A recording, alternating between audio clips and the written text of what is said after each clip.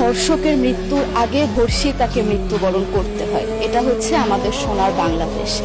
একজন ধর্ষকের জীবনের মূল্যটা এত বেশি যে তাকে ফাঁসির মঞ্চে দাঁড় করা যাবে না। আমরা বাংলাদেশে কয়জন ধর্ষকের নাম জানি যাকে কঠোর থেকে কঠোরতম শাস্তি দেওয়া হয়েছে, যাকে ফাঁসির মঞ্চে দাঁড় করা হয়েছে? আমরা কি আদৌ কেউ জানি? জানি না। অথচ আমরা কতগুলো যারা ধর্ষিত হয়েছে তাদের নাম জানি। অনেক বড় এই লিস্ট, আসলে অনেক বড়, বলে শেষ করা যাবে না। কুমিল্লার তনু, মাগুরার আসিয়া, 2 দিন আগেও কিশোরগঞ্জে 8ম শ্রেণীর একটি ছাত্রীকে বাসা থেকে তুলে নিয়ে ধর্ষণ করা হচ্ছে। বাবার হাতে মেয়ে ধর্ষিত হচ্ছে, ভাইয়ের হাতে বোন ধর্ষিত হচ্ছে। আমরা আসলে নিরাপত্তা কোথায়? আমার মনে হচ্ছে আমরা যেন আইয়ামে জাহেলিয়া যুগে চলে গিয়েছি। মাঝে মধ্যে মনে হয় এর থেকেও খারাপ সময় আছি আমরা, কারণ ওই যুগে মেয়েরা অ্যাটলিস্ট সম্মান নিয়ে মৃত্যুবরণ করতে পারতো। জন্মের পরপর জ্যান্ত মাটিতে পুঁতে দেওয়া হতো, আর আমাদের ধর্ষণ করে নির্মম ভাবে তারপর মৃত্যুবরণ করতে হচ্ছে।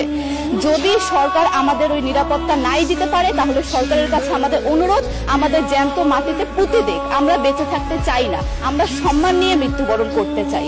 আমরা এই দেশে থাকতে চাই না যে এই দেশে আমাদের কোনো নিরাপত্তা নেই, যে এই দেশে রাস্তা দিয়ে হাঁটলে আমাদের মধ্যে একটা আতঙ্ক কাজ করে, তখন কি না কি হয়ে যায়। আইন উপদেষ্টা বললেন যে ধর্ষকের নাকি ফাঁসি দেওয়া সম্ভব হবে না, তাহলে নাকি নিরীহ মানুষকেও মাঝে মধ্যে ফাঁসির ব্যবস্থা করা, মিথ্যা মামলায় ফাঁসিয়ে দিয়ে ফাঁসির ব্যবস্থা করা হতে পারে।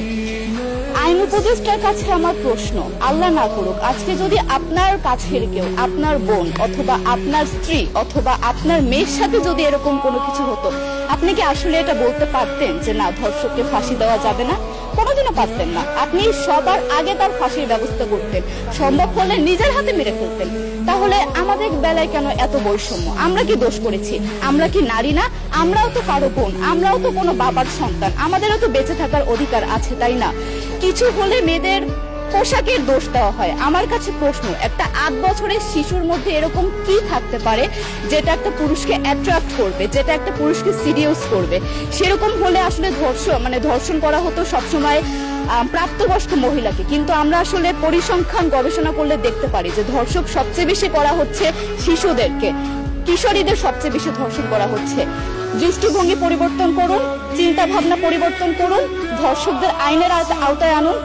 যদি আইন উপদেষ্টা অথবা প্রশাসন যদি ধর্ষকদের শাস্তির ব্যবস্থা না করতে পারে, আমাদের হাতে তুলে দেন, আমরা নিজেদের হাতে শাস্তি দিয়ে দিতে পারবো। এই সাহস আমাদের মধ্যে আছে। বেঁচে থাকার জন্য আমাদের যতটা কঠিন হতে হবে, আমরা কঠিন হওয়ার জন্য প্রস্তুত আছি। আমরা ফাঁসি চাই, ধর্ষকদের কঠোর থেকে কঠোরতম শাস্তি চাই। যতদিন না পর্যন্ত ফাঁসি দেওয়া হবে, যতদিন না পর্যন্ত ধর্ষকদের শাস্তির ব্যবস্থা করা হবে, আমরা আমাদের আন্দোলন অব্যাহত রাখবো। দরকার হলে আমরা শিক্ষা প্রতিষ্ঠান বন্ধ করে দিব, তবুও আমরা থামবো না। এটাই আমাদের দাবি।